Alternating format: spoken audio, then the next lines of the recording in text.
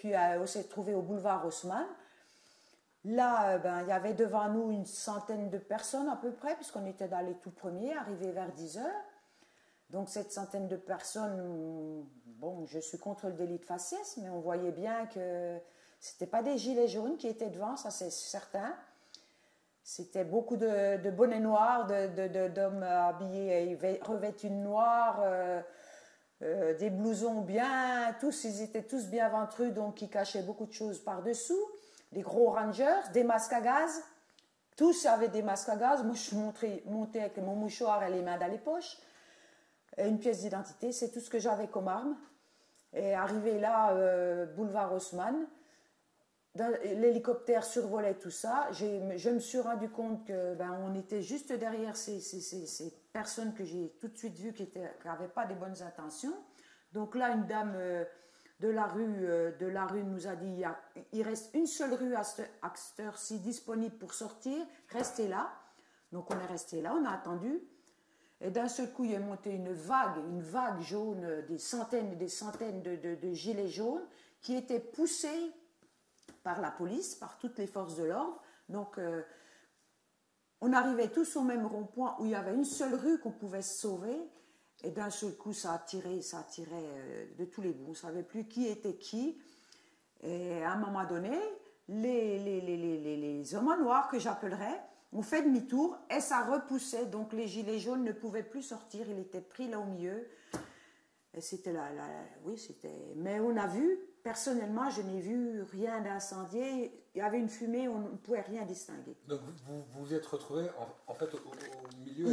La seule et unique rue, quand on est remonté, il y avait une seule rue sur la droite, je ne sais pas comment elle s'appelle.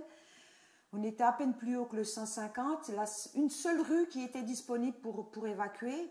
Eh ben, toutes les personnes âgées, les plus âgées, ils nous ont suivis. Hein. Ils nous ont suivis. Et après, il y avait des petits groupes de centaines de gilets jaunes partout. On s'est déplacé énormément à Paris. Il y en avait partout. Et à chaque fois, c'était ce même mouvement qui essayait d'atteindre les Champs-Élysées. Mais impossible. Impossible. Donc ce que vous dites, c'est que ces gars-là, justement, n'avaient pas de gilets jaunes. Non. Donc, il y en avait quelques-uns qu'on voyait quand même qui avaient on va dire des lits de sale gueule, à parlant poliment, que tout le monde comprenne. Mais très peu, mais beaucoup, c'était des hommes habillés de noir, revêtus de noir. Et tous avaient des masques à gaz. Donc, il allait faire du mal à tout ce qui est ordre et discipline. Et c'est bien malheureux. Parce que c'est ce que vous disiez tout à l'heure aussi, quand on voit un type venir en maillot quand il pleut, c'est qu'il y a quelque chose... Voilà, quand on voit arriver des gens bras nus, certains tatouages, rien que par l'habillement, on reconnaît, hein, on reconnaît tout de suite. Ils étaient très peu, donc ça veut dire que si notre pays est incapable de protéger les honnêtes citoyens, les artisans, les commerçants, le gilet jaune honnête qui manifeste, monsieur tout le monde, ça veut dire qu'une poignée de crapules dirige qu'est-ce que fait l'État. Vous êtes déçu d'y être allé, Joël, ou vous ne regrettez Pas du tout, pas du tout, pas déçu du tout. Oui. Ça mérite d'être vu, même si c'est choquant. C'est choquant de voir qu'une poignée de crapules de vauriens domine ce pays-là. Alors est-ce que c'est encouragé par l'État, voulu? Parce que je maintiens que les gens qui ont peur, c'est facile à les faire courber les chines. On a demandé notre route plusieurs fois à des Parisiens, des jeunes, des moins jeunes. Tous gentiment nous ont répondu. On a emprunté le métro, on n'a eu aucun souci. Donc tout ça c'est fait. On nous fait croire beaucoup de choses. Et j'ai vu des gens propres vivre dans des maisons en carton sur le bord des trottoirs. Vraiment, il y a lieu de s'interroger. Où on va? C'était quoi le sentiment avant d'y aller, en y allant, quoi, et le sentiment après? Avant, pour moi, c'était... Je pensais que le pays était apte à protéger les honnêtes citoyens.